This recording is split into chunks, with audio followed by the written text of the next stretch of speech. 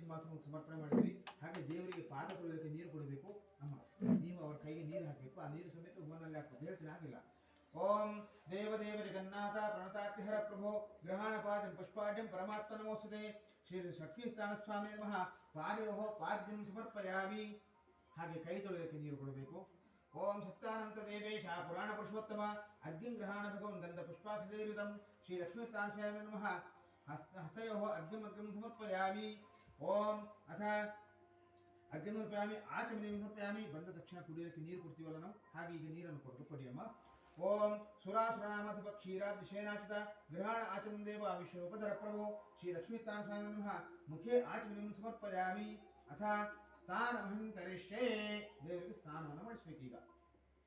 ಹೂವಿನ ಪಾತ್ರೆ ನಾವು ಇದು ಕೊಟ್ಟಿರುವ ಕಂಕಣ ಆ ಪಾತ್ರೆಯಲ್ಲೇ ಮಾಡಬೇಕಷ್ಟೇ.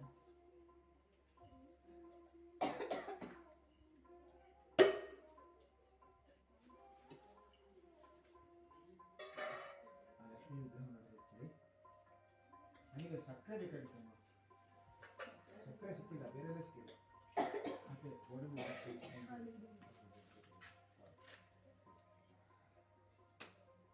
ಲಕ್ಷ್ಮಿಯನ್ನ ಲಕ್ಷ್ಮಿಗೆ ಅಭಿಷೇಕ